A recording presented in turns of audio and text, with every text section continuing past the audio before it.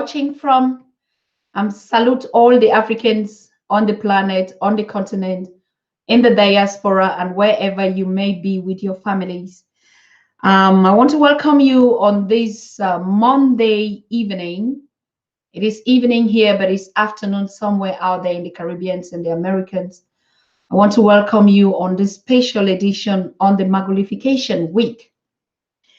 Today, we want to talk about what the world is, what kind of stories, the noise out there, irrespective of what Excellency Dr. John Pombe Magufuli represents, his values, or what we've been hearing and sharing here on the Pan-African Daily TV. There's still some, black legs, what we call the black legs, or invisible hands and visions, missions with goals and aims and objectives, trying to create another kind of, stories and narratives and ideas, what you should know about. And these are the same sources that have always tried to determine what you as an African is, unfortunately. So before we open up this conversation, let us just start with jingling and seeing who is talking to us today. Let us listen to the Magufulication song.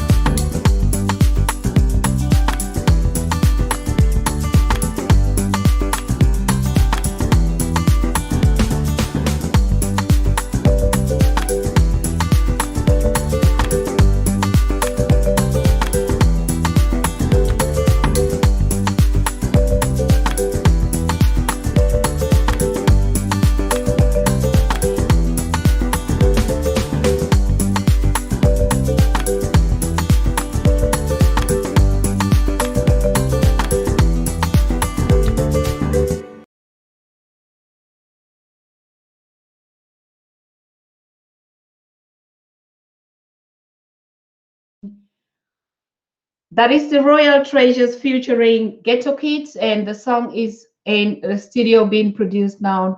That is a project from the Pan-African Daily TV, and it's going to be the decade for the Magufulication. And so let us start to spread the word and the music and the message and the new Africa and the spirit of Pan-Africanism. I have with me here a very honorable guest, as you can see today. Most of you have already been giving feedbacks about Miss Chioma Phillips and her works out there. And I'm so honored to have this queen here share her vision, share her, her an education from what she considers from the opposite side of the world. From the opposite side of the world, how is the world reporting the situation on the passing away of Excellency Dr. John Pombe Magufuli? So I am very honored and I'm so happy to have her here. And we already know that Miss Chioma was recommended to us, particularly by Professor PLO Lumumba. I want to salute all of you that are watching from the platform of PLO Lumumba Foundation.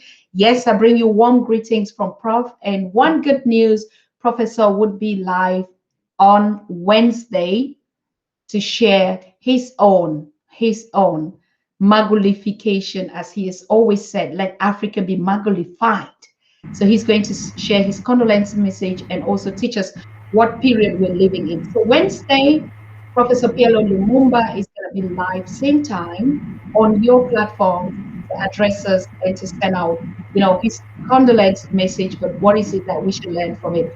And this time, I think he will be coming up with one other guest. I can tell you right now, in as much as we have the information, we would share it with you. So back to studio. Good evening, Miss Chioma.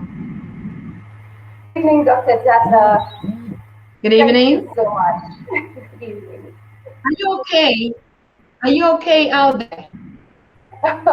We're well. We're well.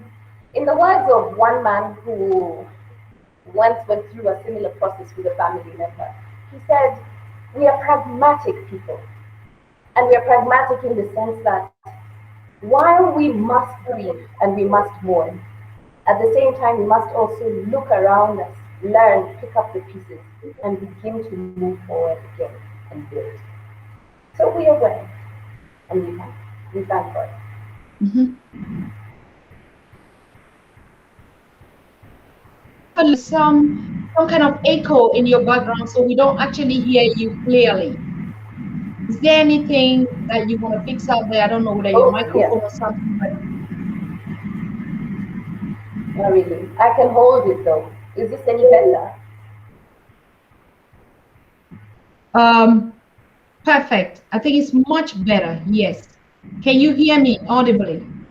Oh, very perfectly.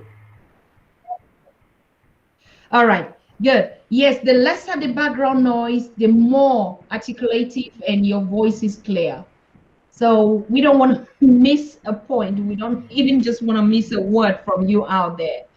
Yeah, so you are sitting as an editor from the Msingi Africa magazine. But when I see your name, Chioma Phillips, I want to believe that you're African born in Nigeria.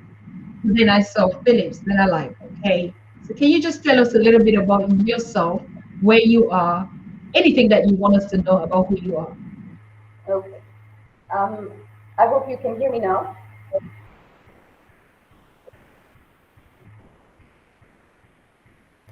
Okay. So Yes. my name Chioma actually came in my later years. It came to me as a gift, actually. And it's a good thing you asked about the name because I was not born in Nigeria. I was born in Kenya, and I had a different name before, and I changed to Chioma because of what it means, because of the richness and depth of the meaning. At a time Mm, when I was connecting to the whole idea and the depth of identity, because identity is everything, really. It connects us to purpose, it helps us to focus, and it helps to drive all our energies and our attentions and our intentions.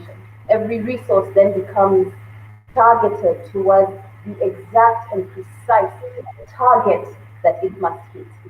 So the name Shoma is a gift that I got from my Father in heaven to help me realign to who I am in Him and to who I am on earth. So it's many answers to many things. The name Phillips, I gladly took from my husband, who actually is from Nigeria. So, in many ways, I'm connected to the land of Nigeria, but at the same time, being connected to East Africa. But I see myself as an African.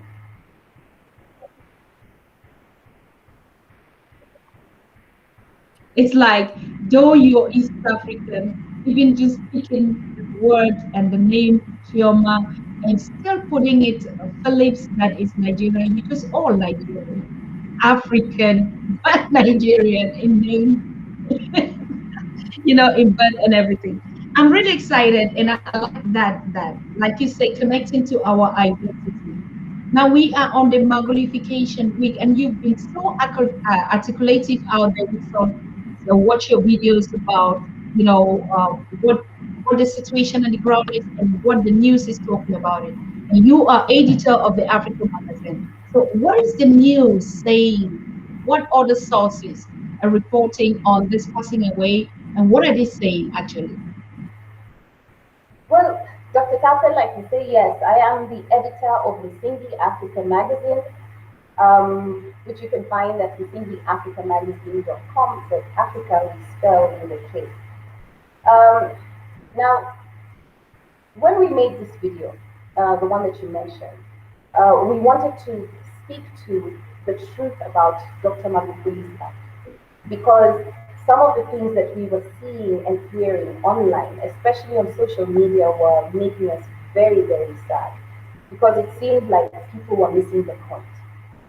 Many people are coming forward talking about that Dr. Magufuli was a dictator, that Dr. Magufuli was autocratic, that Dr. Magufuli was a COVID denier, that he didn't treat people well, he did not treat the opposition well. When we shared this video, this tribute to Dr. Magufuli and his life and his strength as a person, it was not only our brothers and sisters from the United Republic of Tanzania who came forward, to celebrate his life, but it was people from all over the world, sons and daughters of Africa who looked and who recognized the strength in this man and what he represented to them. People were calling him a teacher. People called him a hero. People were weeping with us, saying, "We send our condolences from Jamaica. We send condolences from the US. We send condolences." My goodness, we sat and realized that this man had actually made such a powerful impact all across the world that surely, just by virtue of how many people loved him, the people who were busy trying to criticize and tear down his name should have understood that perhaps there's something that they missed. Something about this man that was able to influence generations, young and old, to make them believe in the possibility of a stronger Africa. An Africa that can stand on its own two feet, an Africa that can build itself, an Africa that has people who have the skills and the knowledge and the insight to be able to transform their countries, all the while being able to push back the negative influence and impact from the West and the East. And so we felt it was critical that we make a video to celebrate his life.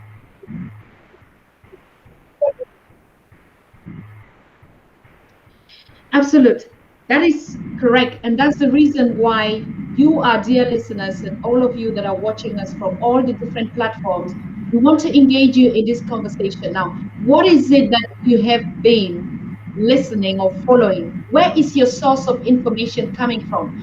What is it that gives someone an urge to disagree? I mean, we're not saying that actually he was without fault. There is nobody by default, all of us are created with our shortcomings. That is not the point, isn't it?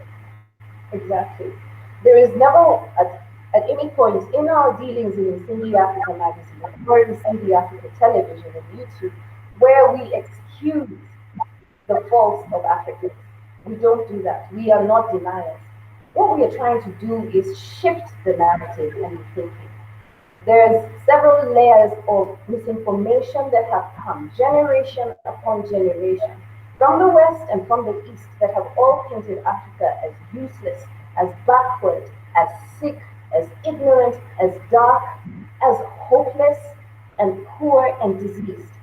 And we looked around us and we asked ourselves, what are these people talking about and why do they insist on pushing this narrative down our throats day after day on platform after platform after platform? And those lies must go. But Africans ourselves must stand up and take responsibility for our daily, our moment by moment choices, the actions that we undertake in order to build up a strong continent.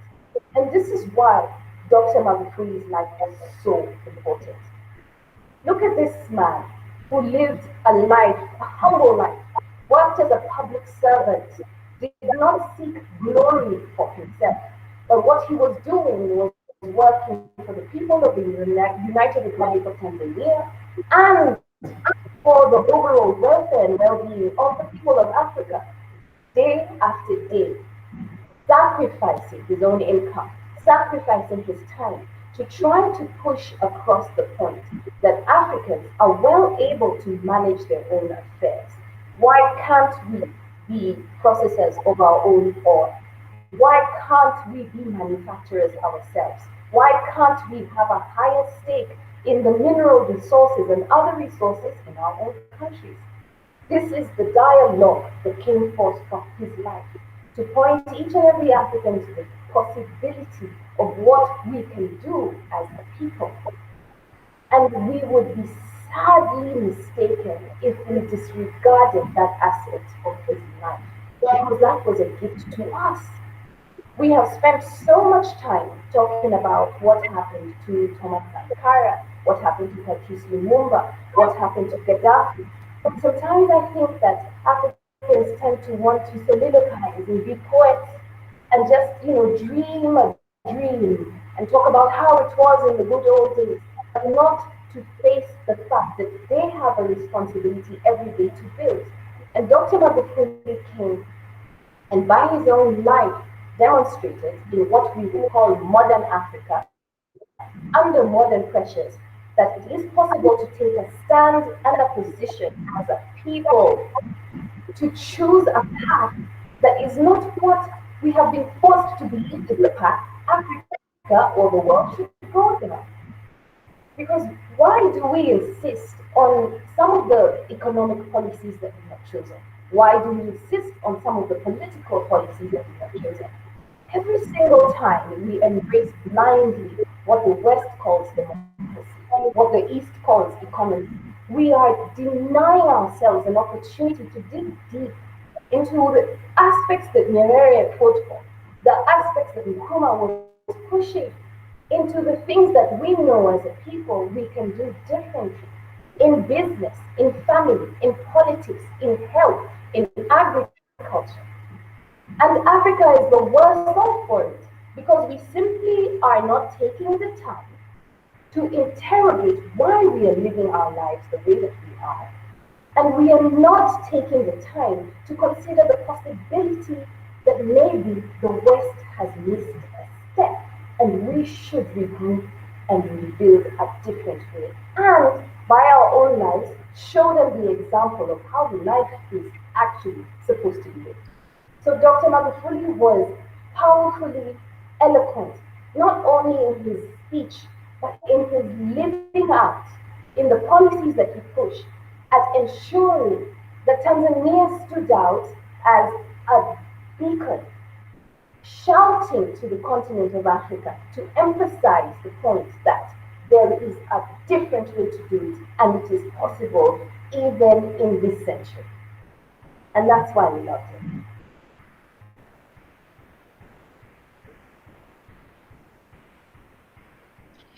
We have been saying, and I think the one reason why all these speculations or all these propagandas are going through is because you are an editor of African magazine. Have you ever seen a former, we call him now our ancestor, late Dr. John Pombe Magufuli, giving press conferences or even responding on foreign medias about his policies. Have you ever seen that?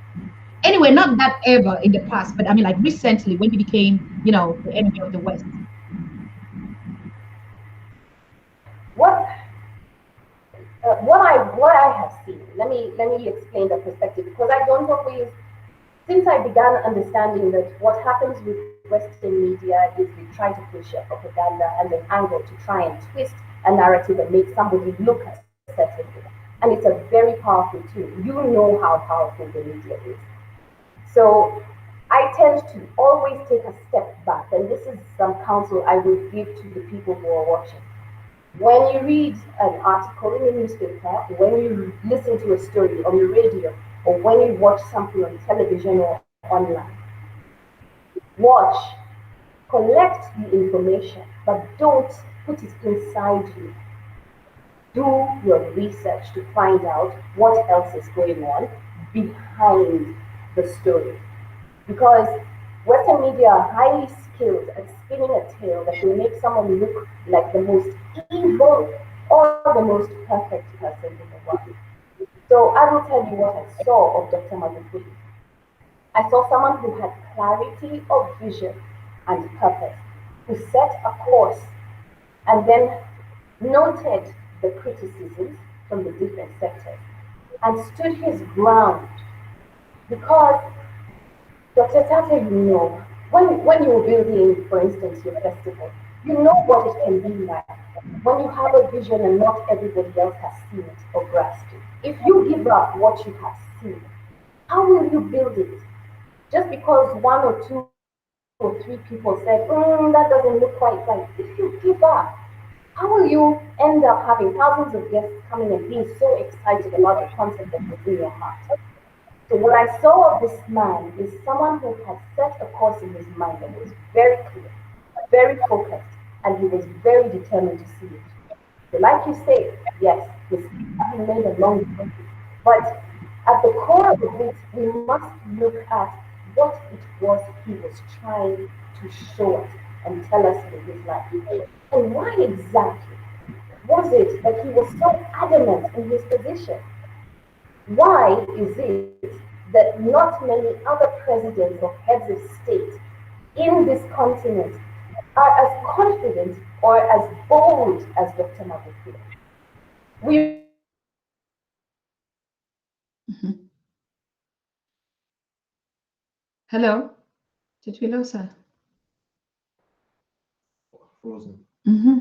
Because I'm very sorry, the quality is very, very bad. We've been experiencing it even out here because of the weather out there in East Africa, where she is currently find it hosting. is There's rains out there, and there's bending their laws and their yeah. policies Um, in order to accommodate so that they don't get in trouble somewhere. But he stood up and he said, you know what? There has to be a standard. And we are going to live by a standard. There's no way on this earth that a man who has made that decision is going to be popular with the people who actually don't want him to have a standard. And that's the lesson for Africans. No one wants you to have a standard.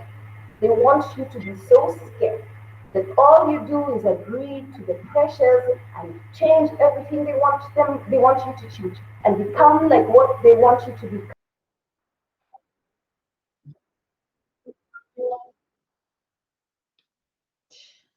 oh, okay.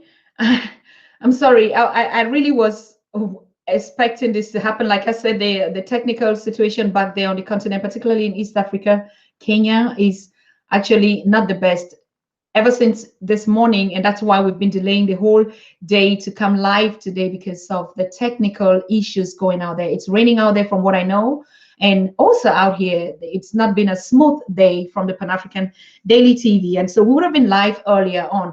But what we are trying to teach or to inform ourselves, or what is it that we as Africans should be learning in this period, is where do we shop our information regarding Africa? What news do you listen to? How do you consume this information? That is what Chioma was talking about.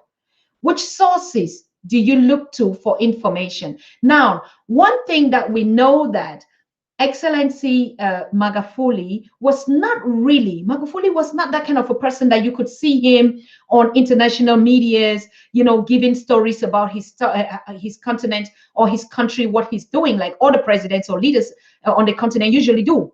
Most often, they don't even address their citizens, but you see them on foreign media, giving press conferences and talking about their economies.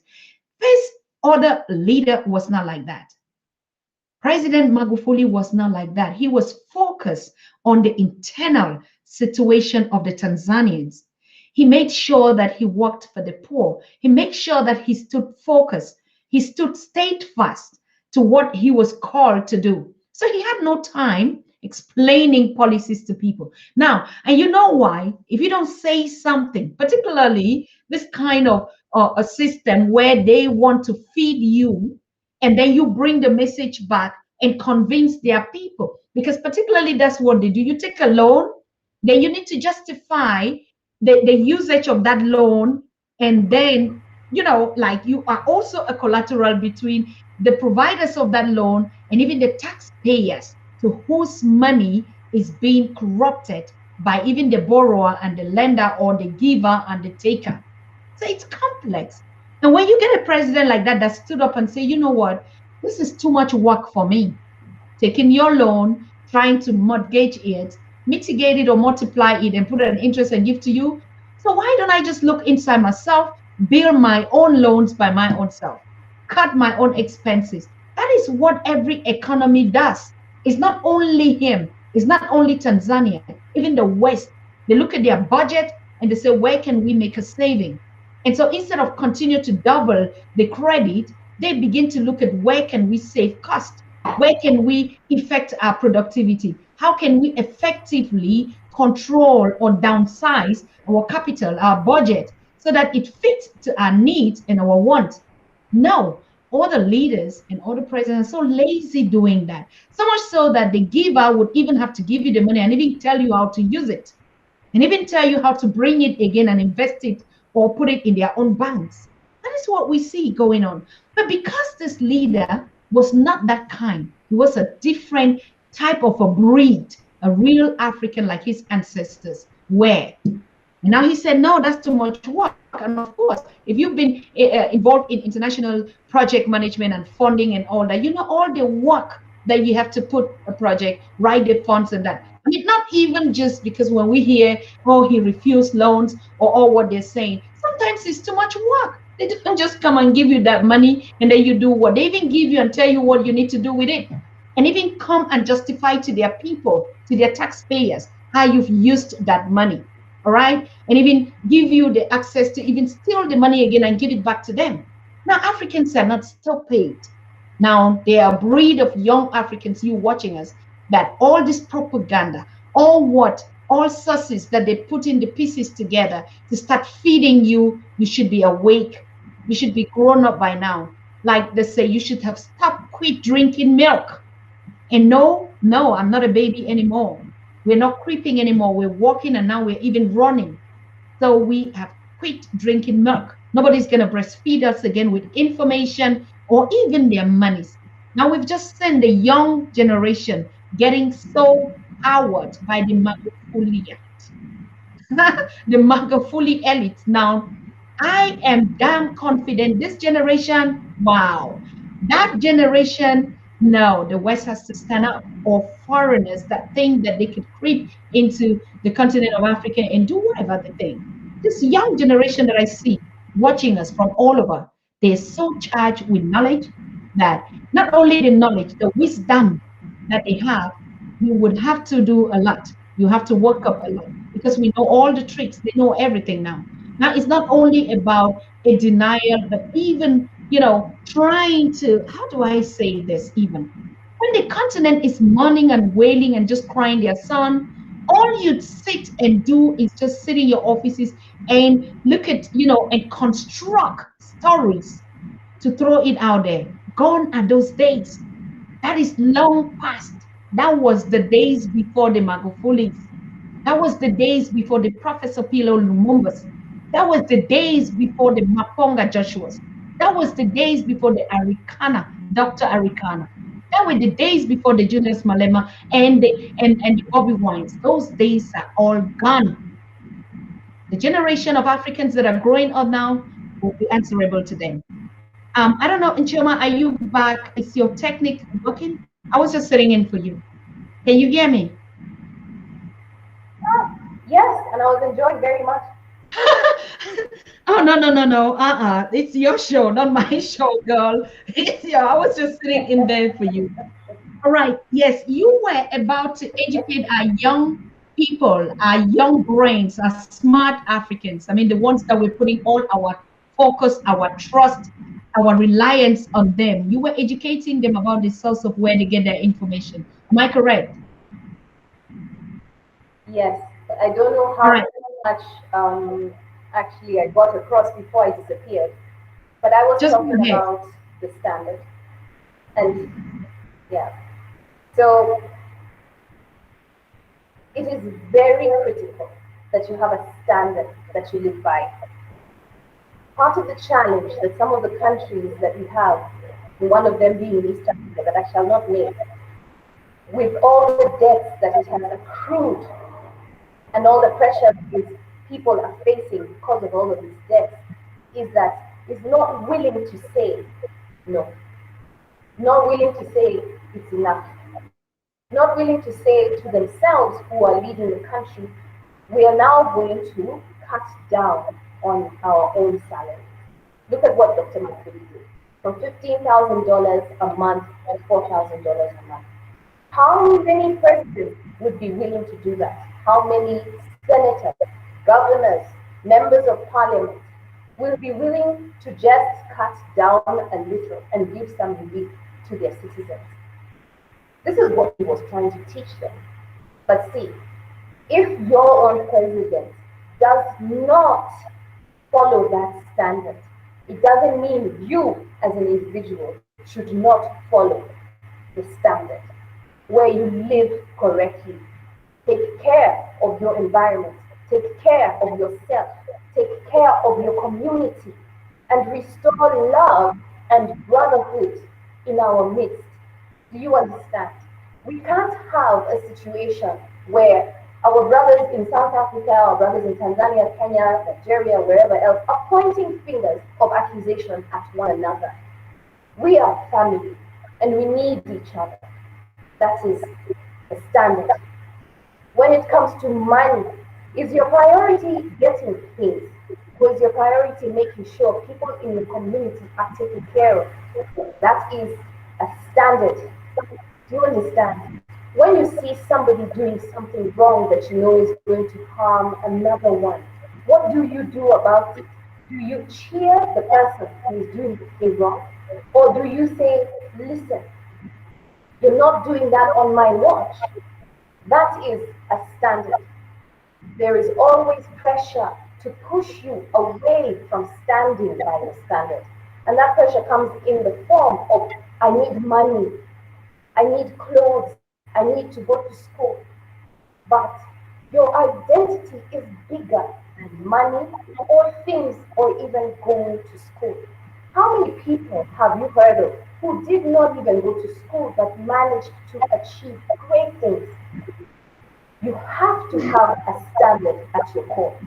Dr. Magufuli's life is an illustration of what a standard can do for you to hold you on course until you hit your target precisely.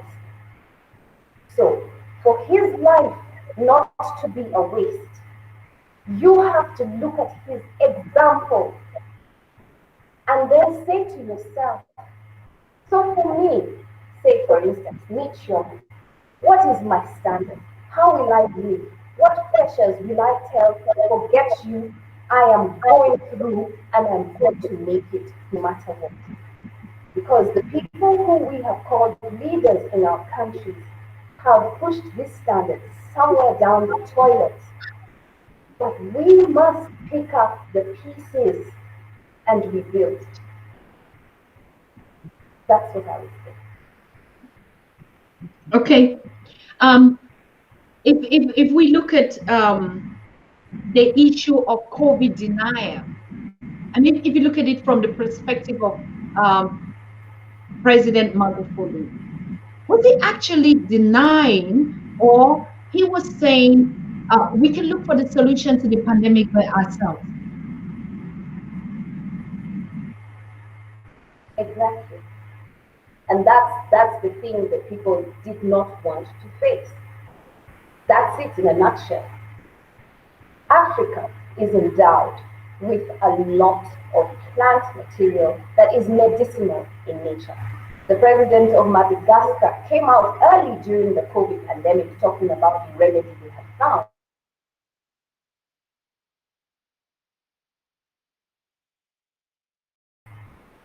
He has a doctorate in chemistry. This man understands what the West calls science, and he understands it from all perspectives, the side of the West and the side of Africa. And he gave them a run for their money. He uncovered things about this COVID pandemic that they did not want him to discover. But the second thing he didn't leave his people just like that. He created systems and ways in which people could access natural remedies, those that do not come with side effects, things that are homegrown, things that exist on this continent, and things that will not break people's banks just because they want to be cured.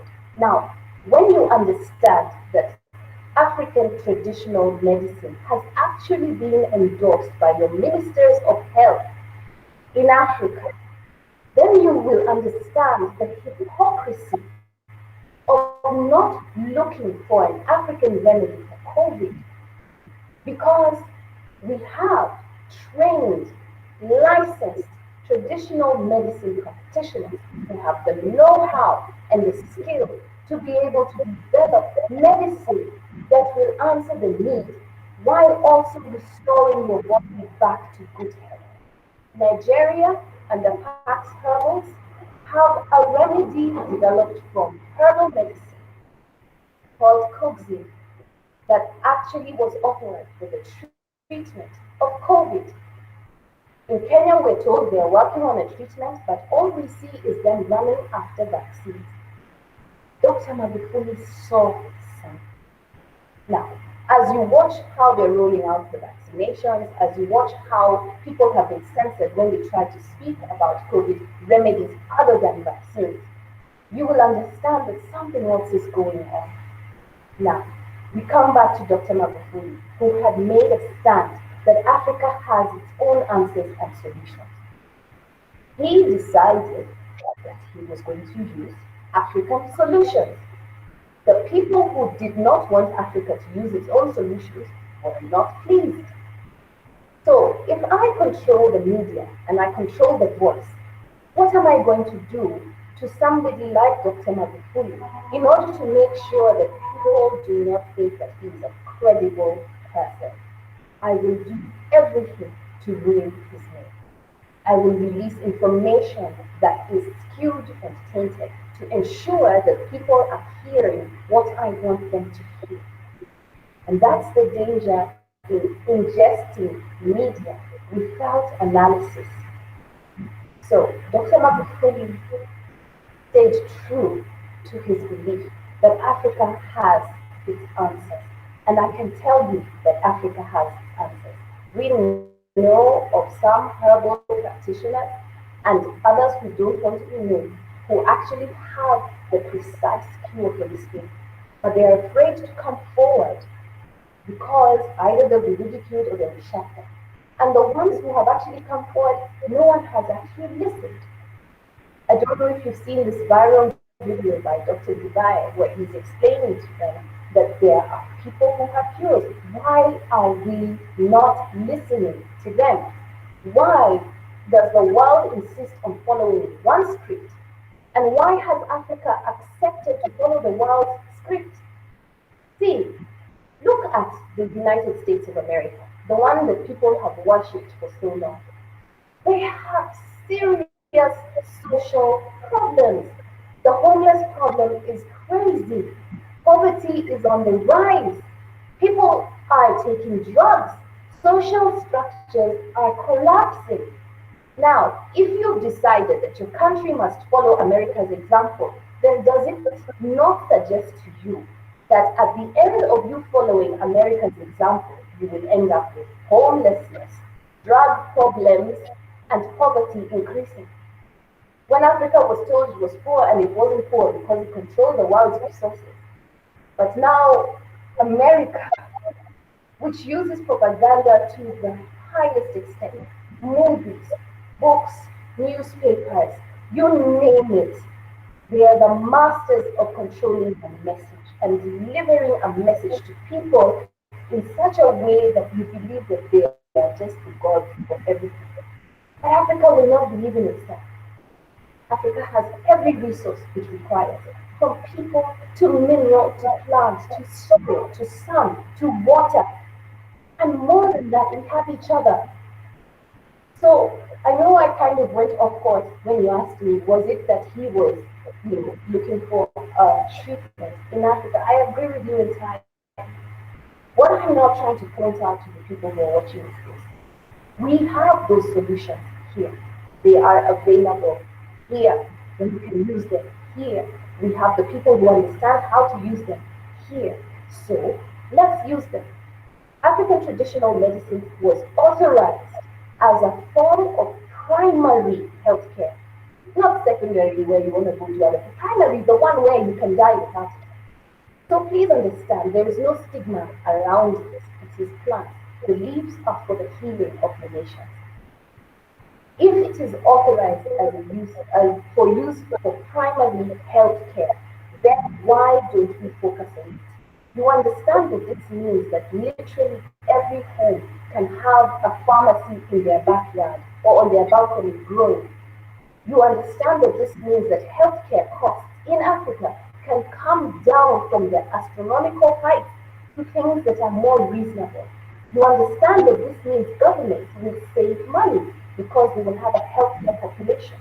So, logic begs that we would just look for our solutions to our health in our own backyard. Why not? And I think that's what Dr. Magufuli was trying to explain. I think she's gonna get. Okay. All right. I don't know. I really have a little bit of difficulties connecting to you from here, the noise, the echoes. But I think I get the point. I get the point. The message is very clear to all of us watching. What is it that we should be keen on? What kind of information Africans should filter at this point? Do you look at Africans or us that somebody is still going to tell us something else, particularly in this point and this time, Africans have become conscious. It doesn't even matter. Those that don't speak even more are those that are even more conscious. And some just observe, they learn, and just do. But we are so confident of you young Africans. We're so confident, even in the leadership of Africa, like this type of leadership. We are watching and we are listening and we are following. But the world thinks that we're stupid, right? And so they could fabricate any kind of information like they used to do in the days of colonial slavery and brought their education and religion and whatever thing and think that was still going to be that kind of. No, this is a new decade. In as much as the world is looking for solutions to its own problems, Africans are also doing just that. Now, it will be really interesting for us to get, and I've been trying to reach out to a correspondent from Madagascar to know about the COVID organic, which came up from Madagascar. Why has it just been suddenly also silent? Now we hear about all the vaccines that are coming up. Europe is actively controlling and people are taking, and the solutions are coming practical. Now we didn't hear anything about Madagascar COVID organic. What is going on around there? You from Africa Magazine, did you have any information or on the continent if these solutions are available in the markets, in the pharmacies, or how? Any information about Madagascar COVID organic? No, it all went very quiet, very strangely. And That was actually very disturbing. We are still trying to find out exactly what went wrong or what went on. Um, because for us it looked very promising. And the different herbalists we have spoken to about Artemisia are very positive about its effects on the body, on the immune system, and its healing properties. So we know that the president of Madagascar was onto something, him and his scientists. And if they're watching, we just encourage them to start again. Just just follow it through because we need these remedies. We've heard people in African countries, different governments who are ordering it and buying it. So we don't know what went wrong or what happened. But we can Yeah, fix it. but And I don't Chioma, want to hold leave on, my hold on. business here. I don't want you to be shut down. Yes, sorry, sorry for interrupting, but I wanted to make the point clear. Do you think that it's because there's not enough publicity or marketing, or even Africans just talking about it? Of course, it will be silent if we stop making noise. I mean, I call it noise, but quality noise, like Professor Pierre Olumina was saying. Yes, we can talk, but we talk quality. Now, do you think that Africans are not loud enough? We don't make quality enough noise enough about things that affect us, our own solutions. That is why Madagascar COVID could also be existing, but nobody's talking about it. Nobody's promoting it. And so it dies naturally because it just becomes irrelevant. Now, you on the African magazine, these are the kind of stories that you produce, isn't it? Yes, these are the kinds of stories we look at because we want to understand exactly what's going on behind the scenes or encourage people to actually pursue these as solutions. Now, Mhm. do I think that we don't make enough positive noise? Uh, yeah, I think sometimes what happens is that people talk to complain, to let out pressure and steam, to vent. After that talking process, nothing happens because they've already expressed the energy out. I'm not saying we shouldn't talk. I'm saying our talking should be wise.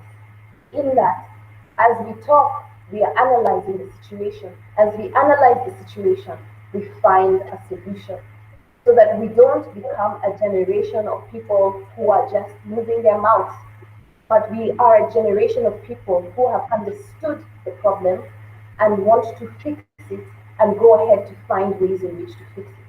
Which means if there is a herbalist who has found a solution, we look for ways to make sure the herbalist has the resources they require to focus on producing that solution so they don't have to worry about what are they going to eat or drink because the community will take care of them. And then when it comes to packaging, we have people who are experts. Why not come together and do it together and build a product that we can all be proud of? Another reason why people don't really like talking about herbal remedies is because they feel like it's something to do with witchcraft, something negative and something backward, which is one of the lies that we were told as a people. It's such a horrible lie. Everywhere you look in the scriptures, it says the leaves are for the healing of the nations. Any plant you go and examine, you will find medicinal properties, antibiotics, you will find antifungal, you will find anti-inflammatories. Why are people drinking ginger and lime? Is it not to boost their vitamin C and to reduce inflammation in the body? But those are plants. When someone drinks a cup of tea, that is herbal. Herbal is not something shameful. Herbal is something natural and beautiful. But we were taught to be ashamed of it. And Mhm. that has to be fixed. So it's not only that we talk and just make noise, but also how do we perceive what is ours? Many people are Mhm. ashamed to be called African. Many people are ashamed of Yes. what comes out of Africa.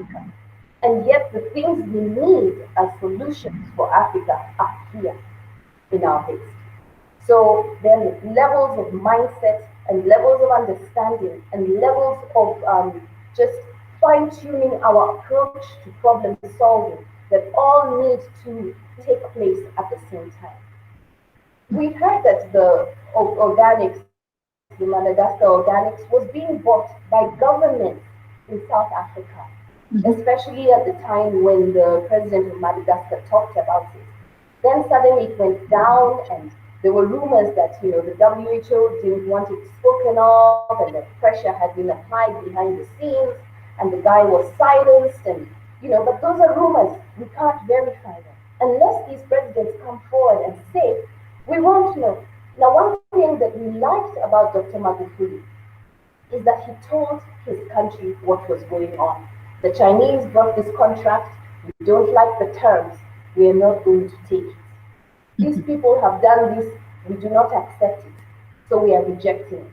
Now, when a president, when a prime minister comes and tells their people the truth, tells them, listen, this government has come to tell us that we have to do this, and if we don't, they're going to deny us money. If I don't give in to their pressure, they might kill me or my family. I need you to know what is really going on. Will we not then have an educated people, a people who understand what is really going on in the world? Currently, what happens is that presidents treat their citizens as if they're idiot children who cannot come up with solutions for how to overcome the pressure from the West or the East. That doesn't make sense to us. If you are a president of a country that has 100 million people, that's 100 million people who can put pressure on the ones who are trying to pressurize you.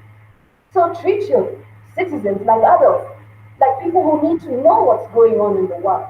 Tell them, no, this person, their security apparatus is going to do this to us if we go in this direction. We can't operate blindly, especially when we've seen what happened to Gaddafi. We can't be fools when we know what happened to Sankara or Lumumba. Are we just going to keep living as if we don't know that people out there want to prevent us from moving forward? No. So, how best to galvanize support for the growth of Africa than for all the presidents to say to their citizens, these guys are trying to kill us. So, what do we do? And then you come up with a plan together.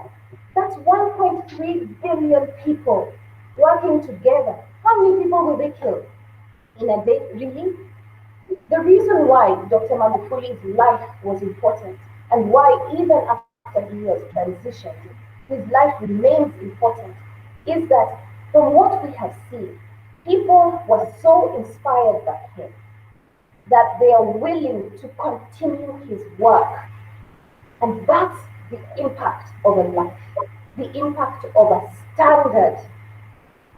They want to continue what he was doing. Imagine if 1.3 billion people stood up and said, we have African solutions and we are going to build them together.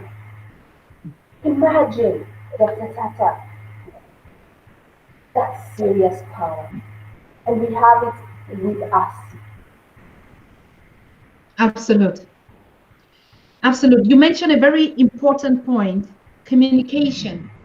And that is also one of the powerful tools in terms of leadership. But if we look at the leadership of the continent, honestly, apart from official speeches like, in Day celebration or National Day, or I don't know, when on earth do we really see presidents address their nations if it is not on official days and speeches that have been scrutinized and they even reading it as if you don't even know the continent that you're ruling, your people, their needs. It's something that you could just pick from your heart.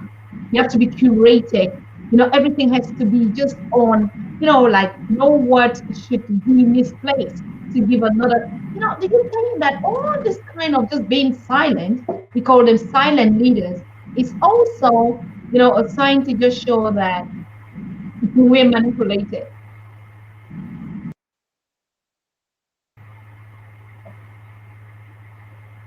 Oh, that's a good one. Um, I think I think a lot of them are afraid, and that's the biggest problem. And sincerely, that's the reason why a lot of things in Africa don't move, is because of fear. If I dare step out of line, what will happen? Everybody will look at me and start to accuse me. So let them. Just be yourself.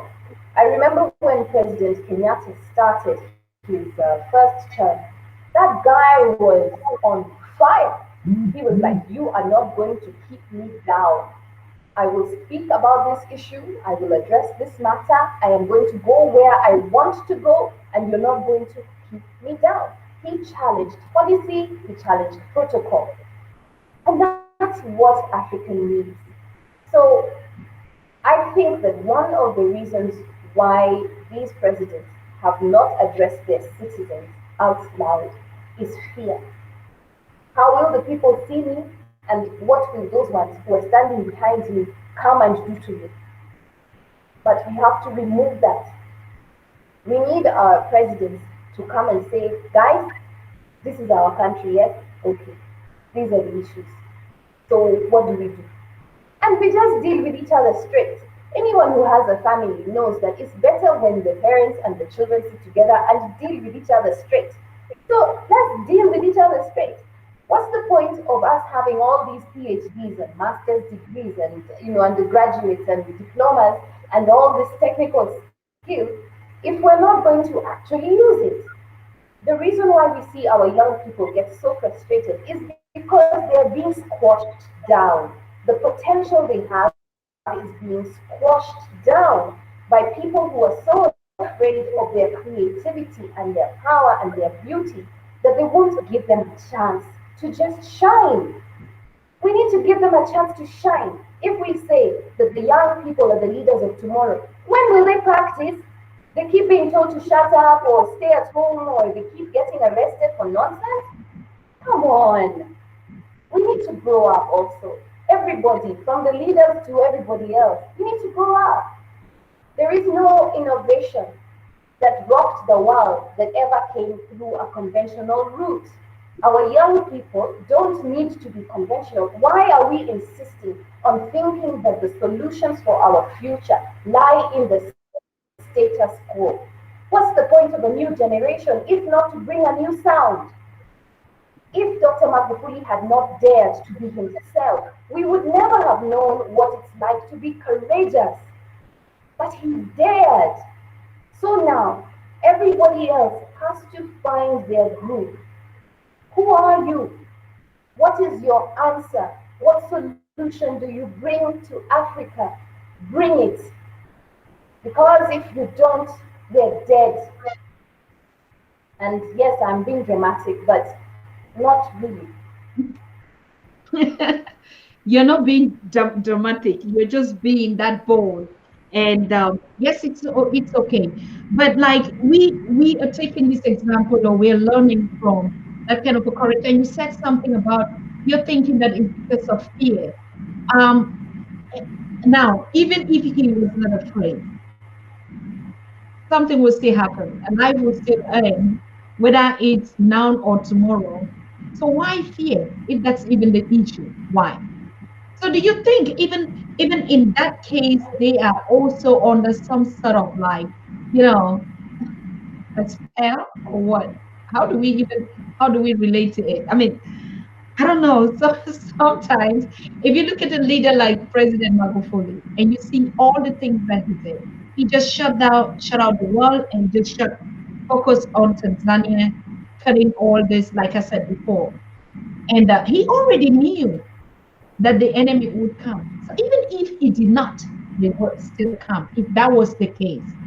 But one thing that he was so certain, and he trusted the Almighty, that the Creator was like, I have a job and I have a time on earth, and I'm a messenger and I have to deliver. My time is done and I'm gone. Do you think that we actually are conscious as the Black people that we would die?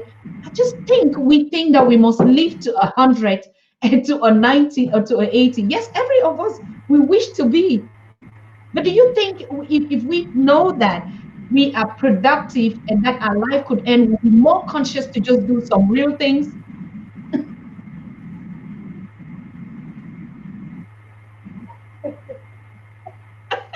I like you. You already know the answer. It's just a conversation. We're in a family, right? Yes, I, I think so. I mean, I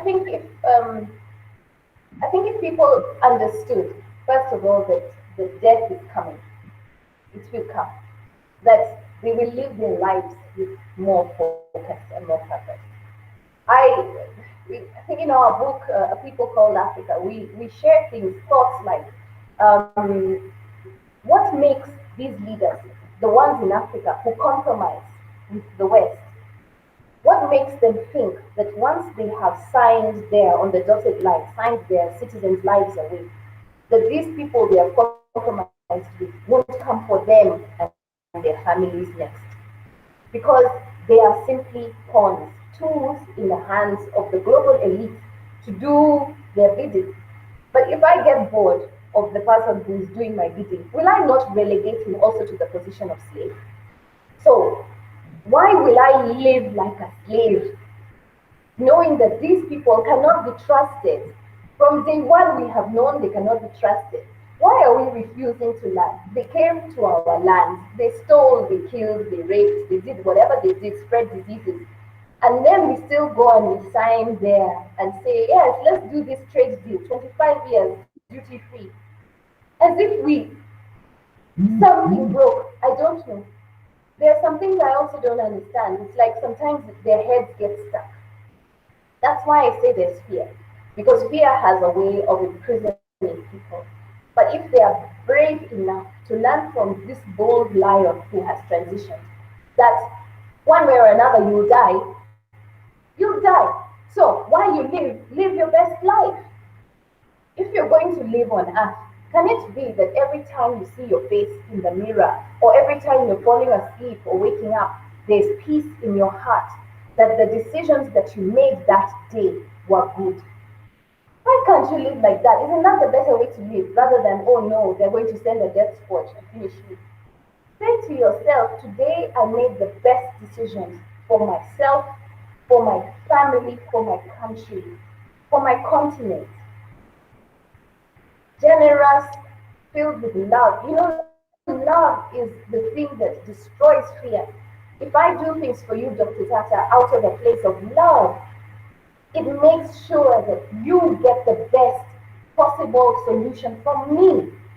Anything I can give you that will make sure you succeed and you thrive. Why can't our leaders think like that? And even if they won't, why will we not ourselves in our midst think like that? Look at the example of Professor Lumumba. This guy is a mentor. He's a leader in his own right. He has set his face to live a life that is a standard. I mean, come on. The type of people that we are talking to who have gone to the Theolo Lumumba Foundation, who have encountered Professor Lumumba, they are like inspired because this man decided to sacrifice time, he decided to sacrifice resources, he decided to be interested, to invest in people, to make sure they come up higher, to invest in himself, to make sure he remains a good standard. So, because of his life, we know it's not impossible. It's just about our choices, the decisions that we make every moment of every day. Live your best life. It's that simple. It's that simple. To the point where you'll be able to say as a president, you know, I don't have anything else to offer this country. I should step down. Someone else needs to come and bring their vision. What is this?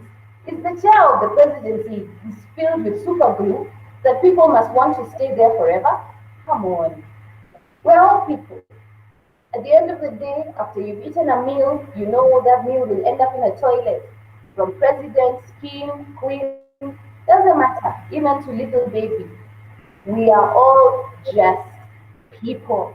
Our time on earth will end. So let this time on earth be the best, most beautiful thing you can produce. Whether your environment is favorable or not, make sure that you live the life you are called to live. Don't mind them.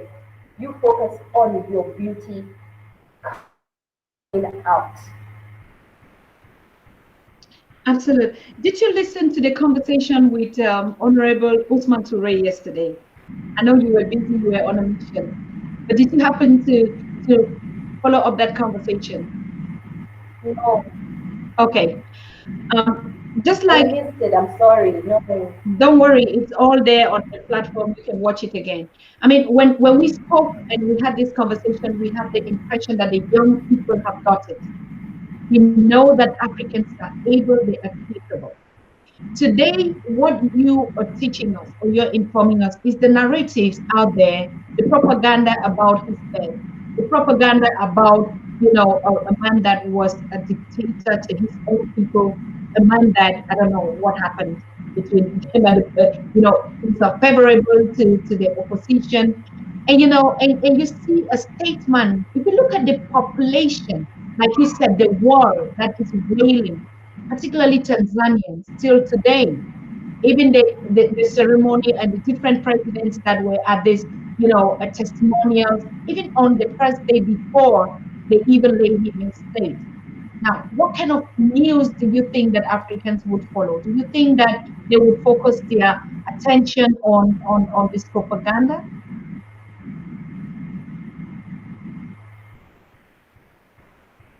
Uh, yes. sadly, sadly, I think so. And I'll tell you why. Can you hear me?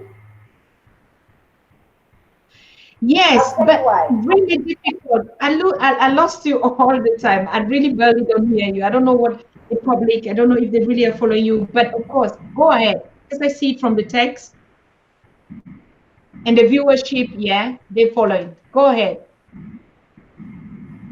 Mm. So yes, I think that they will listen to the propaganda, and I think they will listen to the hype. And this is because the diet they have consistently been fed by the local media and by international media has been based on drama, on thrills, on things that just make the brain excited, and it is like a drug. So all they're interested in is just a moment of thrill, a high. Who is arguing with who? Oh, somebody shouted, hey, see them, now they are fighting each other. That has become the diet that people are pursuing. And unless you make a decision to walk away from that diet, like some people I know stopped watching the news because they didn't want it inside their head anymore. You have to make a decision that you are going to feed your mind with things that empower you. Look for channels that are positive, that are not trying to bring Africa down. Look for people who are trying to find solutions to build Africa up. You have to decide that's what you want. Because when you go to YouTube, the videos that get the most hits are the ones where people are shaking their bums out there in the, just shaking themselves and showing themselves off. Or the ones where they say, oh, such and such person has slept with so and so. Seriously. If that becomes our culture, where are we taking ourselves? The toilet. It doesn't make sense. You have to seek things that have value in order for you to plant seeds in yourself that have value. Then you will grow within yourself value. So until everybody chooses the diet that they want and that diet is healthy, then I am afraid that people are just going to look for propaganda to satisfy that high that they're looking for. You wrote a book, A People Called Africa. Dear listeners, and all of you that are watching us, if you're joining us you're joining us, please, you're watching Miss Chioma Phillips, editor of the Africa magazine, who has written also a book and recommendable by, and they've met great mentors like Hello Lumumba, Professor Lumumba, and who has recommended this to say, this is one of the voices that we're not paying attention to, particularly young women like you, Chioma, coming up, motivating other Africans, going up and straight to the media and say, if we don't combat, if we don't combat what the media is talking about Africa, particularly in this week or in this situation in Tanzania, the hype is on. Oh, he was a denial of this. He might have died even of what he fears. And this, whether you accept it or you think death is death in that case. So, but what is it that you Africans watching us should learn? The purpose of this conversation today is, where do you focus your news? Who tells you what you need to know about yourself? Who tells you what you need to know about your leaders? Who tells you what you need to know about your continent? Who tells you what you need to know about your own resources? Who determines the price? Those are questions that when situations come like this, particularly when we're addressing the young people, we should be aware that everything that has been said on the news, in the media, on the mainstream has been focused to degrade, to marginalize, to povertize you, to, I mean, to hungrylize you. Let me put all this. It is a hunger Africa, it's a dying Africa, it's an unhealthy Africa. So all these things come, and you look at yourself and begin to ask, who determines the news about you? Who tells you who you are? Who determines when you sleep and wake up and who your leader should be? These are pertinent information and questions we need to start asking for us to build the Africa we want, particularly in terms of media. We know that media is the bullet that says nothing, but the minds that integrate into consuming this kind of negative narratives does not only harm us as African people, but even the status quo will follow our generation upon generation. So, for instance, an African is poor, so every African is poor. No black man should be rich, should not even. So now there's a pandemic.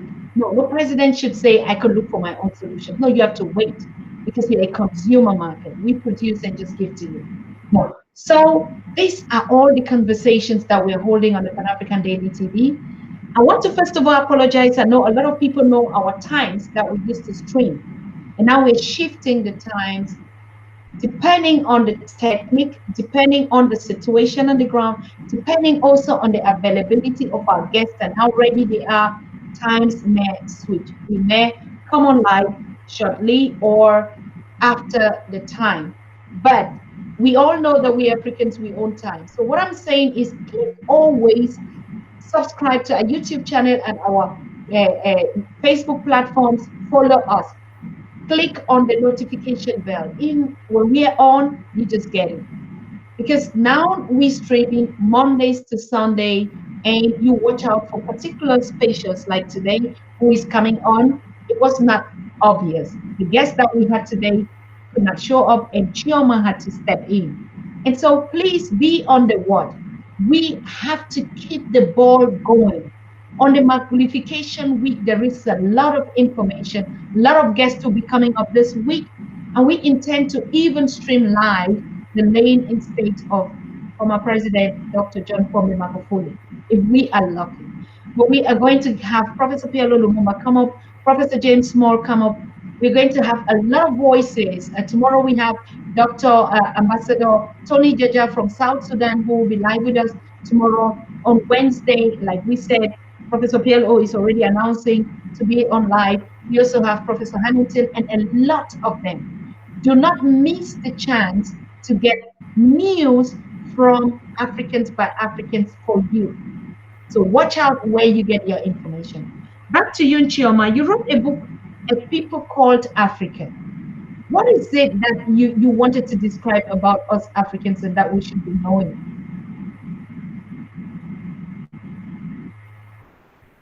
What we wanted to do, the book is called A People Called Africa, Rebuilding the Africa of Our Dreams.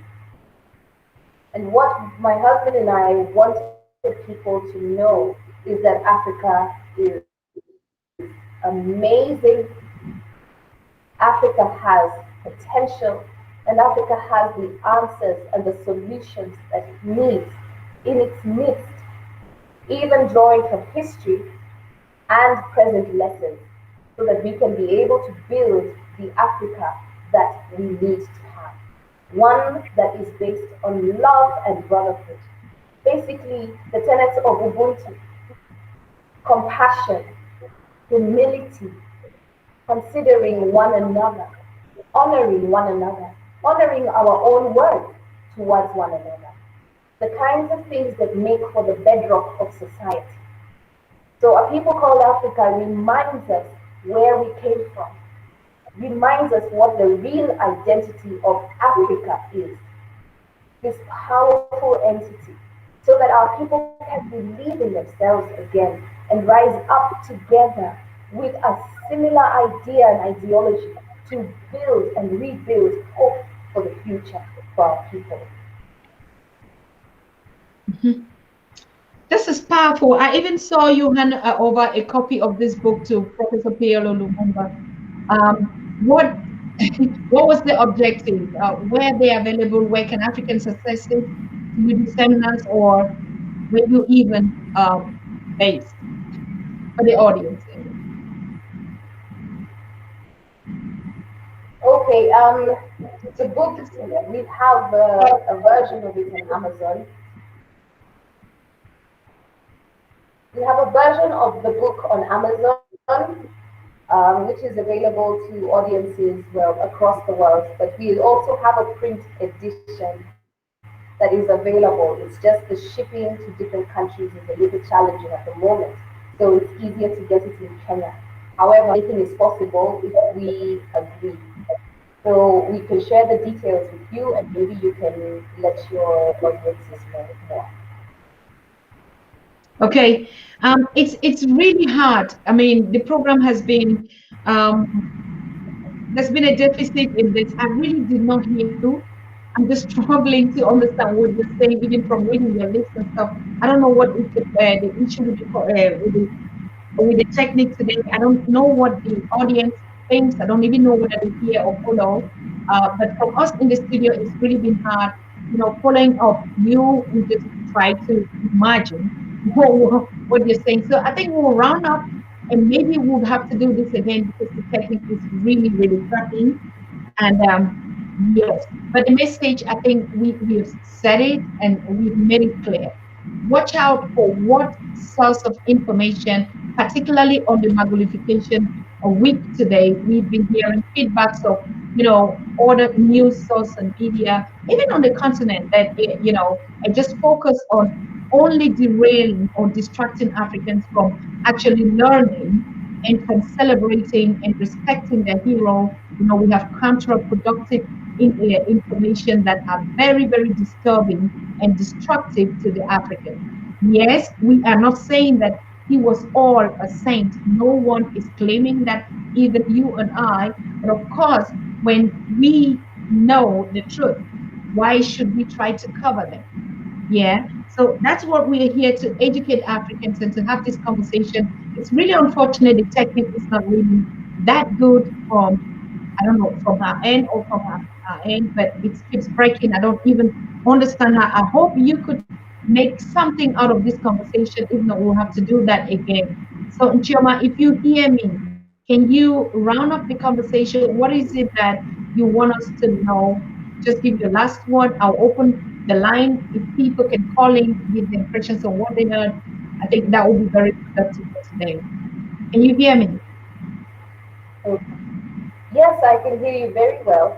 Actually, Uh, I'm looking at some of the comments and I see that people like Kofi Azuma and others, I think watching the Hawks, are able to track with us and to hear as well. In fact, they're even ah, cracking some jokes here. So that has kept me encouraged. Thank you. So if if I was to try to summarize what I've been trying to say in a nutshell, I would say this: Dr. Magufuli lived a life as an example. He did not live a life that was impossible to emulate. What he did was he set a standard with his life to let us know that in a world where the global elites are trying to control everything and trying to take us down, it is possible for Africa to take a stand and to live in the presence of all that pressure in a way that makes the world realize that we are a force to be reckoned with. The challenge with Dr. Magufuli is there were not enough people around him. But now, with enough of us aware, we together, 1.3 billion people, can make it impossible for them to try to keep us down. But we must all take personal responsibility for our role, and we must play it with everything in our hearts.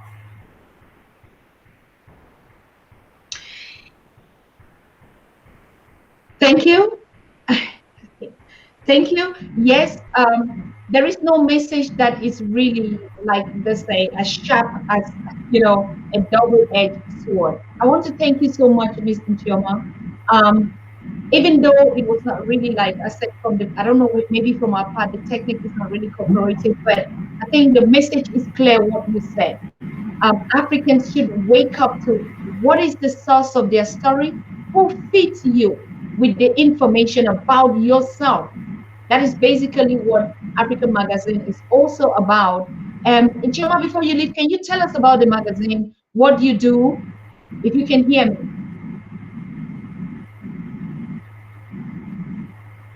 I hear you loud and clear. The Msingi Africa magazine, that's Africa with a K. You can find us msingiafricamagazine.com. It is a platform where we share stories about Africa. Everything from business to health to society, politics, anything that is going on that we think that people need to know about to help them shift their mindsets, education, things that we know will transform our thinking and empower each other to be better, to do better with what we have. So it's an exciting project that also became a YouTube channel at Msingi Africa TV on YouTube. And so we talk to Africans, we write from our heart, we receive articles from Africans, and we share these as much as we can with the people who are able to access our platform. And I'm so grateful you gave us the opportunity to talk about it. We would have more opportunities in future, Chioma. We respect your work, and particularly you were recommended to us by the Professor Piero Lumumba Foundation, and so we think you're doing a very incredible work out there on the continent to sensitize Africans, create awareness, and put out those positive stories and changing the narratives that or counteracting the one-sided story that Africans are used to consuming. It is not easy what you're doing. We all understand, even from our own part, the challenges that you're facing out there, particularly when you drop that video. That video, we're going to upload it tonight for those that actually, maybe were disadvantaged because of this conversation to know the real you. Because when I listened to that conversation, I was like, we must have her here. The energy, the power, the articulation, particularly what you said, it doesn't matter what the world says you are, President Magufuli, we know, Africans know who you are. That statement alone was enough for Africans to say, we have to debunk all these lies. It doesn't matter what they say you are, we know who we are. So I want to thank you. It was so brilliant, my queen. It was so brilliant. I would have loved to actually hold you on this conversation, but like I said, I don't hear you from my own end. So I don't feel the conversation like, I read from the comments, of course. I see your beautiful face, how you smile. But when you're speaking, I barely don't really get you across. I don't know why. But it happens. It's not the first time it's happening to us on the Pan-African Daily. And we also know that the invisible hands must always be everywhere, always trying to know what Africans are doing at what time, what are they talking about. They always just care about something else. But it also can just be maybe, some interference from our technical setbacks and our low budget kind of quality streamings and stuff like that. So anything can happen. In the meantime, or in any case, I'm so happy that you made it possible for us to hold this conversation tonight. And like I said, I will share your video extensively for people to actually know your work again. All your contacts and information are on that video. With your permission, we're going to upload it to our page and we'll keep in touch with you to follow up with your work. So thank you so very much for being here, and we see ourselves some other time.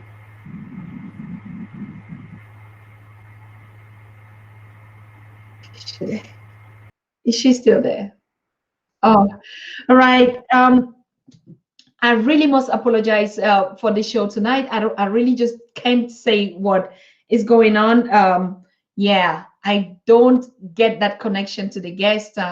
This is really new and this is so strange. It never had occurred. We've been having a couple of setbacks and techniques and stuffs, but this was really extreme today, and I kind of like really feel yeah, it's pathetic. But yes, that's the situation that we're facing. Particularly in this week of the Magufulication, we've been getting a lot of conversations here. And the one of yesterday with Osman Touré is actually viral, and Africans are sharing. They are engaging in that conversation. I think a lot of young people are waking up to actually understand the game. I can say the game that all the other partners of Africa have been really malicious. Not against you, but of course they are focused on what they want for you, Africa. So the question is, how do you focus on also getting what Africans has to offer, and you as an African has to offer to your own race? So I hope we could make that point across. I hope Chioma was able to articulate, from her point of view, why Africans should focus on who the person Magufuli was, and not the person the world is telling you or other sources of information are telling you about him. That is a distraction. We consider that a distraction because each time anything positive comes out of Africa, now they just shut up. Even the systems will not celebrate, but Africans are engaged, and we have seen this fever of Magufulication catch every African, be it in the diaspora or on the continent. The massive pullout and turnout till today, it is still going on, and we stream it daily on the Pan African Daily TV Facebook page. For our YouTubers, it would really be important. We're not saying that leave the space. If you really want to follow that morning, afternoon conversations and live streamings, most of it we do it on the Facebook page because of, as you know, copyright, music, background informations that YouTube actually is not friendly, in terms of that. Yes. So, but of course, we always make sure that we upgrade and we bring you in touch with all what is happening. And so we'll be having Ambassador Tony Jaja from South Sudan with us tomorrow. We're also going to be having a couple of guests coming up this week. Very important conversations will be taking place, particularly on this week of the Magufulication. Yes, I mean, it's almost becoming so contagious that we getting it into the system, and I love that. I want to thank all of you, your sympathy, your condolence, the solidarity that we've put out there with our brothers and sisters in Tanzania. I mean, till today, it is a massive, massive reaction that Africans have stood up from all four corners of the continent and the diaspora. The ambassador of Tanzania, I had a conversation with him this morning, and he is so amazed. Even them are saying they never knew the importance of their president. From the turnout, from the condolences, from Africans posting, changing their profiles everywhere on the in the diaspora, in the continent, and condolence messages raining upon them. Normally, he was supposed to be our guest today, but because of too much audience, getting in and out, trying to put up things together, reach out to other countries that are, mourning with them, There is just a lot going out there. And this goes to teach us the kind of a person he was.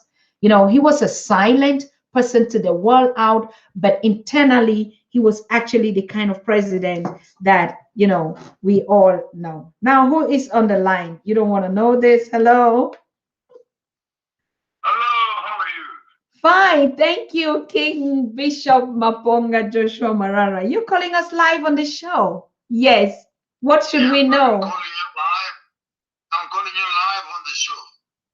Wow. What is it that we should know? What is lettuce? I see you have a double face of what is that? A tiger, a cheetah, or what? What is it that you want us to know? Tigers have lines and leopards have spots. Okay, your message. I think what we need to, I think on this Magufuli celebration week, we needed to also speak of the diaspora. I have a pressing thing on my spirit right now where I think we need to write a book about African role models, where political role models, economic role models, fashion role models, arts, music, you know, agriculture, and etc. So that our children, when they are studying and learning and growing, they can actually also learn from the African space as to what are the examples that they can learn from.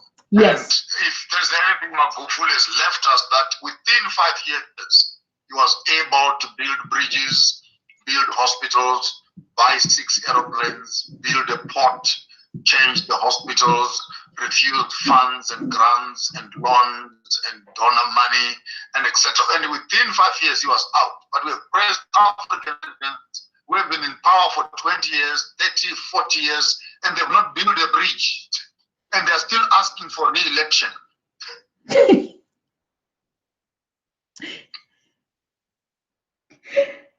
King Maponga, when are you available? I know. We'll talk. I'm always here. We'll talk. But I saw you online. I said, let me come in and say, if we have people out there who believe in what Magufuli has done, maybe let's come up with a, say, $3,000-$4,000 big bill. I can put a book together to celebrate Magufuli as an epitome, together with other African leaders, and actually have a role model booklet which actually celebrates African Black culture and excellence, where you can actually teach your children. If I can put 365 of them on one page, then every evening before they sleep, introduce them to one character, one character, one character. At the end of the year, your child has been in touch with 365 African Black leaders from where they can emulate from and make their own lifestyle. Wow. You have to, anyway, let's talk. We'll have to get, I think this is a massive project. I also heard someone from the think tank group that you also belong to, I will not just share this, brought a similar structure like this. What is it that this Magufulication week is teaching us is putting these examples like even your own book. Joshua, we're still going to talk about your own, I don't know, Mako, I don't know how we're going to call it, Mapongalization week or something like that. So yes, this is actually the reason why we picked up the series on Magufulication week. What is it that Africans should be learning about it now? And we also would be dwelling after this, pick one ancestor and relate to how we can learn more about them. So I think that's an incredible project. Let's get you anytime this week on this celebration, and let's talk about that project. Are you ready? Thank you. Let's talk off the line and plan. Yes. Thank you so very much for calling in. Thank you. Wow, for the first time in studio. Yeah. So yes, as you heard, I mean, that was really a surprise call. Of course, I know that the lines are open. If you have a contribution to make, you can make. But the purpose of the Magufulication week, like you had King Maponga called in, is exactly that point. After collecting this memory, now we are very sure and we are certain that Africans know who Excellency John Pombe Magufuli was. If you did not know, we've started this series and we're taking it. I mean, Tanzania and East Africa, they're doing it 14 days sit down for him. But we on the Pan-African Daily TV, we say it's a week, 7 days. So we'll be closing, particularly on that day, on Thursday when he's put to rest, because it's on Thursday that he left. So we're 7 days into it and we're rounding up to Sunday. Exactly, that's what we're going to be picking each character and we do 7 days straight on it. What are we learning? As we say, we don't have time. Time is money. African young children, African youth have to learn. They have to pick up the banter. They have to run very fast. But who is producing that information? The reach out only in the 4 days that we've been doing the Magufulication, it's more than 300,000, have 1 million people that we've reached out. And that is massive. That is massive. If we underestimate the power of the media, just not any kind of media, just reporting news about what everybody can find, but this kind of educative media that is just a conscious media, as we call it, where the leaders that we're following teach us what we should know, where history, where culture, where entertainment, where our ideas collide with the same spirit of a united Africa, of an Ubuntu, where we look up to the Marcus Garvey, where we look up to the Professor James Smalls, where we look up to all the living ancestors, where we look up to Professor Baina Bello, where we look up to all of them that have been lecturing to us. We're going to be putting all these stories from the point of view even of our ancestors. And before we end, or we get even to the middle of this year, we must have learned enough, equip ourselves, and we can start talking about the Africa agenda. So I thank you so very much for calling in. Hello.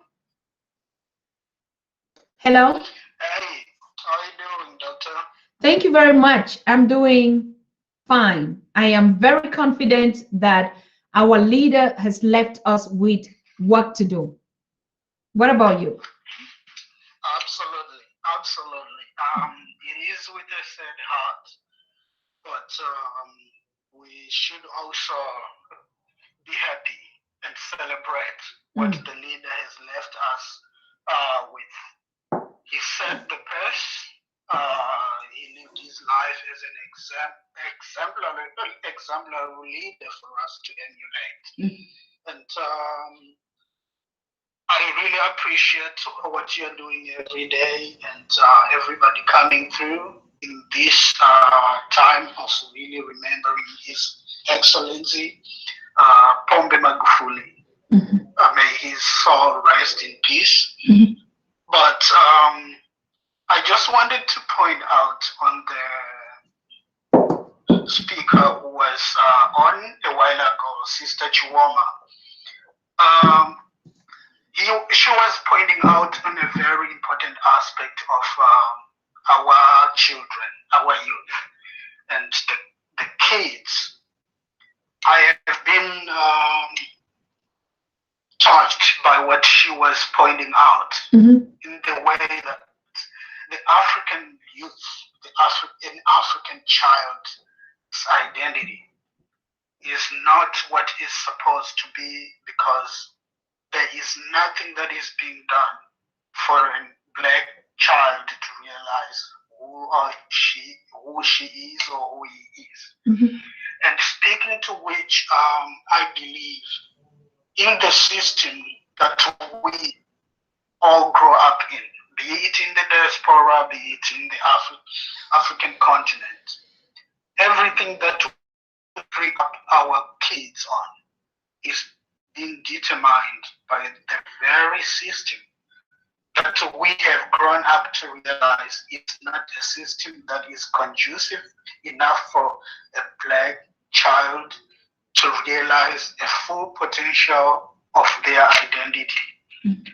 And therefore, we have to realize, like, this moment as parents, as grown up, as adults, when we get to a point of realization, the damage has been done, and very few of us are really in an incapable mental state to realize the damage that has been done and try and unlearn and re-engineer themselves into what can really help the whole race.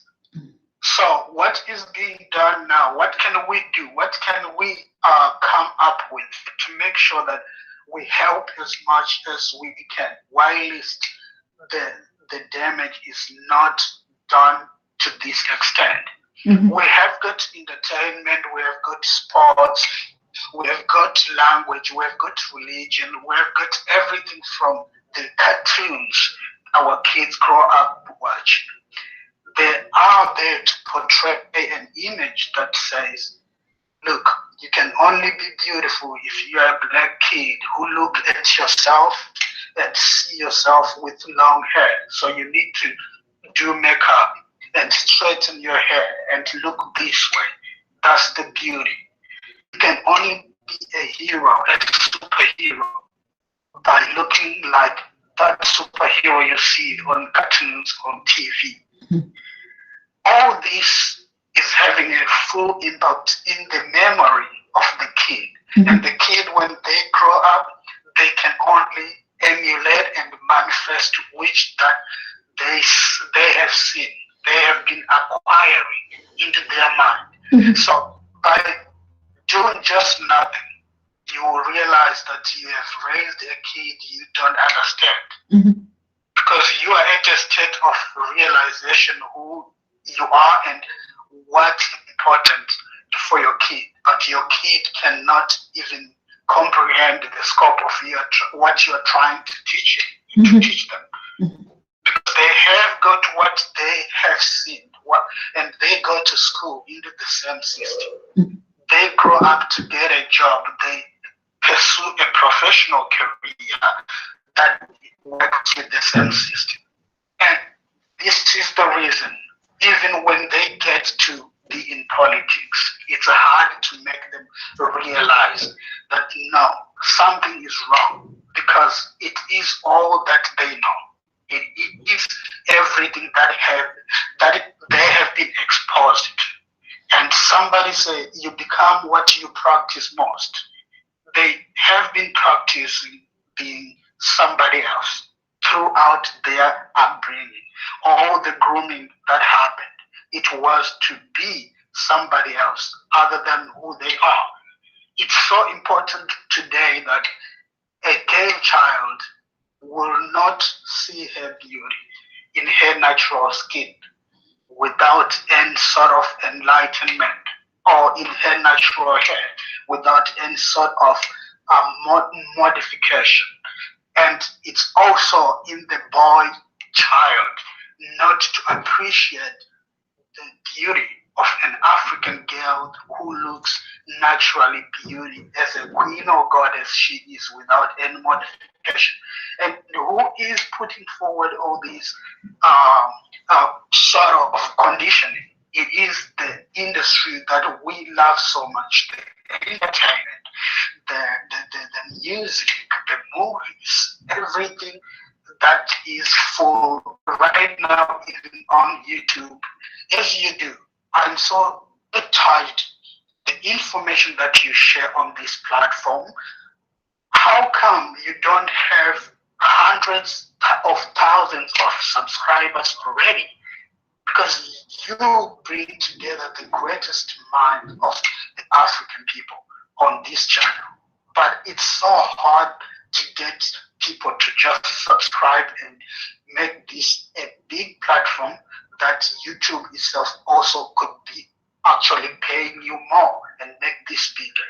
But if you were doing something to do with the entertainment, nudies, or something that is criticizing certain leaders in Africa, this channel could have been already over 500,000 subscribers. And you tend to wonder, why? What is the reason? What is the agenda? And with all this, I think I might keep wobbling and wobbling and wobbling, but I want to say, unless we realize that the damage that has been done to us, it's still being done. Nothing has changed. Unless we put an effort right now to say, when I come into realization this has been done, somebody else had done something to make me realize that. So what can I do to make sure that what has happened to me doesn't happen with the little kid that is growing up? And that is not only the duty of a parent alone. It's also a duty of every African, every black person who thinks that he can serve this purpose to start being an example. And it comes to speak to the point, the watcher. I like the name of calling the watcher. Bishop Maponga was saying, we don't have black African superheroes. We don't have something our little kids can grow up fighting to emulate, to become. And for that reason, everybody inspire and aspire to be somebody else who is not us. And I thank you, Doctor.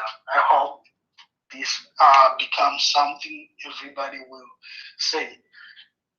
Dr. Susan, you were the savior, and we will make a time like this, which we are making for John Pombe Magufuli.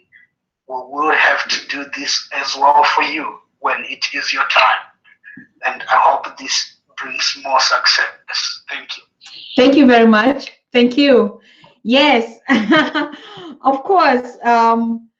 I think it's we are good. We're really good. We have been here. We're close to a year, and I can really tell you the reach out and even the attention, even with the little subscribers, it is amazing how much we Africans have come together, how much we've learned, how much we've put ourselves together, how much we know who is who.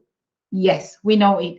But now we still have just too much work to do. We have too much work to do. Like we starting from this example. The purpose why we came up with the Magufulication Week, all of us know. We were not expecting this to happen. It happens. And we know if we would not sing this choir, nobody will sing it. Or when they will sing it, they will tell you what they want you to hear.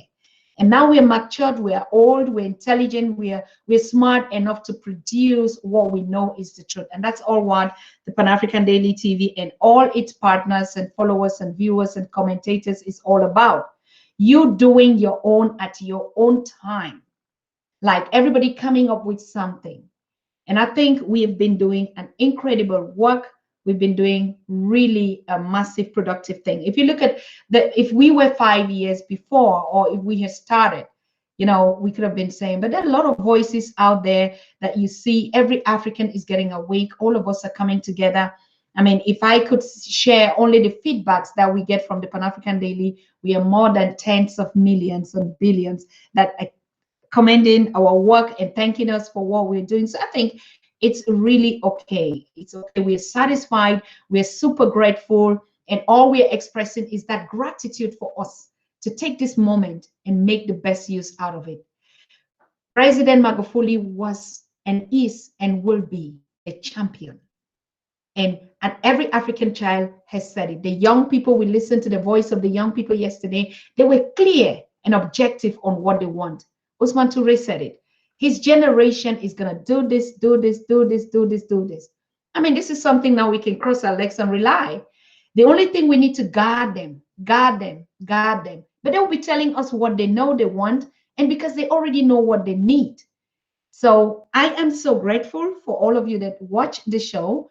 And like I say again, I really want to apologize on Chioma's program, but we will get her on again because that power out there, she is incredible. She's really incredible. She's doing a massive, impressive work, and she would be again on the show. So we just heard that King Bishop showed in. We need to come up with a role model structure. So I'll be getting him anytime soon to check on his program. This weekend, probably we'll be having him on the show. So I want to thank all of you that watch, and thank you for sharing. Thank you for subscribing. Thank you for your notification. Please make sure you click and subscribe notification because of the time switching and all these technical setbacks. We can come live anytime. Just watch out for it. Thank you so much. Good night to all of you. We see ourselves tomorrow. Bye-bye.